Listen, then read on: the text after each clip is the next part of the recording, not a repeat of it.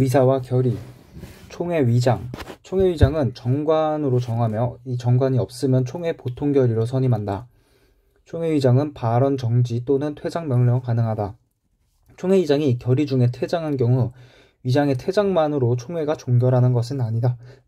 하지만 따라서 남아있던 총 주식수 과반수 주주의 동의로 임시위장을 선출하여 진행한 결의는 적법하다. 자진 퇴장한 위장은 자기의 권한을 포기한 것이다. 총회 위사록. 정관과 총회 위사록은 본점과 지점에 비치, 주주 명부, 사채원부는 본점에만 비치. 총회 위사록과 이사회 위사록을 비교하면은 먼저 성격은 총회 위사록은 공개적이며 비치할 수 있고 이사회 위사록은 비공개적이며 비치하지 않는다. 총회 위사록은 주주와 채권자가 열람하지만 이사회 위사록은 주주만 열람할 수 있고 채권자는 열람할 수 없다. 총회 위사록은 열람 거절 조문은 없지만 판례는 있고 부당 목적을 회사가 증명하면 거절할 수 있다. 이사회 위사록은 열람 청구하는데 거절 이유만 붙이면 거절할 수 있다. 기타 사항으로 총회는 무기명 투표가 가능하지만 이사회는 무기명 투표를 할 수 없다. 정족수. 먼저 발행 주식 수와 출석 위결 수로 이렇게 순서로 보아서 보통 결의는 발행 주식 4분의 1 이상, 출석 위견수 과반수 초과. 이때 과반수는 가부동수일 경우 부결이 된다. 특별 결의는 발행 주식 수 3분의 1 이상, 출석 위결수 3분의 2 이상. 종료주총은 발행 주식 수 3분의 1 이상, 출석 위결수 3분의 2 이상으로 특별 결의와 같다. 사채권자 집회 결의도 특별 결의와 같아서 3분의 1 이상, 출석 위결수 3분의 2 이상. 창립총회는 발행 주식수 과반수 초과, 출석 위변수 3분의 2 이상이다. 이사회 결의는 과반수의 출석 이상 과반수의 찬성이다. 이때 과반수의 출석이라는 것은 위사정족수, 성립정족수라고도 하며 출석 이상 과반수 찬성은 이 출석 위결수는 위결정족수라고 한다. 유한회사인 경우 보통 결의는 과반수 출석사원 과반수 찬성으로 이때 출석사원이라는 과반수는 지분 기준이다. 유한회사의 특별 결의는 총사원 반수 이상 찬성, 즉 인수를 기준으로 하고 총위결권 4분의 3 이상 찬성, 이때는 지분 기준으로 한다. 업무 집행인 경우 이사 과반수 결의로 결정한다. 결의 반대 주주 주식 매수 청구권. 주식 매수 청구권이 인정되는 경우 구영승, 구조조정 반대 주주, 영업양도 반대 주주, 주식 양도 승인 거부당한 주주. 이 구조조정에는 합병, 분할합병, 포괄적 교환, 포괄적 이전이 있고 영업양도에는 영업양수, 경험이임, 임대차, 손익 공통계약이 있다. 반대 의사 표시. 이사회 결의부터 총회 결의 전까지 반대 의사를 표시해야 되고 이때 반대 의사는 서면으로 통지해야 된다. 청구권자 자격. 위결권 없는 종류 주식도 포함이 된다. 이때 총회 전에 반대 표시를 해야 되고 총회에서 반대 위결권까지 하는 것은 아니다. 반대 의사 표시 통지. 반대 의사 표시 통지를 하고 총회에서 찬성을 했다면은 주매청을 행사할 수 없다. 주매청의 행사. 주주의 매수 청구. 총회 결의 후 20일 이내 서면으로 청구한다. 이 주식 매수 청구권은 형성권이므로 회사가 승낙과 상관없이 매수 청구를 하면 매수해야 된다.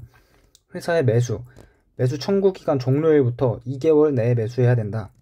매수가의 결정. 매수 청구 기간 종료일부터 30일 내에 협의.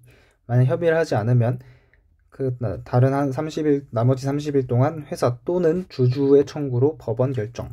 이때 회사나 주주가 같이 둘이 함께 하는 게 아니라 회사 또는 주주인 것을 주의. 판례로 2개월 내에 가격이 결정되지 않아 회사가 대금 지급을 안 할 경우 지연손해금이 발생한다. 매수 주식의 처리. 이때 매수 주식은 회사가 매수한 주식은 이사회 결의에 따라서 양도를 하거나 처분, 소각 또는 계속 보유를 할 수 있다. 기타의 사항들. 간이 구조조정 반대 주주는 주식 매수 청구권을 할 수 있지만 소규모 구조조정 반대 주주는 주식 매수 청구권을 할 수 없다는 것 주의. 절차. 일반적인 경우에는 이사회 결의가 먼저 하고 그 다음 총회 소집 결의를 하는데 이 사이에 반대 의사 표시를 하고 이 총회 결의가 끝나면은 20일 동안 매수 청구 기간이 있다. 그리고 이 매수 청구 기간이 종료할 때부터 2개월간 이 매수 청구 종료 기간부터 매수 기간은 2개월로 한 달은 협의, 한 달은 법원으로 결정을 한다. 하지만 간이구조 조정인 경우에는 계약서를 작성하고 이게 합병계약서건 분할계약서일 테고 이 계약서 작성부터 2주 동안 총회 안 한다고 공고 통지를 하는데 그리고 이 2주로부터 다시 2주 동안 반대 의사 표시를 한다. 이게 가상총회일이 되는 것이고 그 다음에 그 2주가 지난 뒤에 매수 청구 기간이 20일 동안 주어지고 이 매수 청구 기간이 종료되면은 매수 기간 2개월 동안 한 달은 협의, 한 달은 법원으로 가액을 결정한다. 종료주주총회 결의.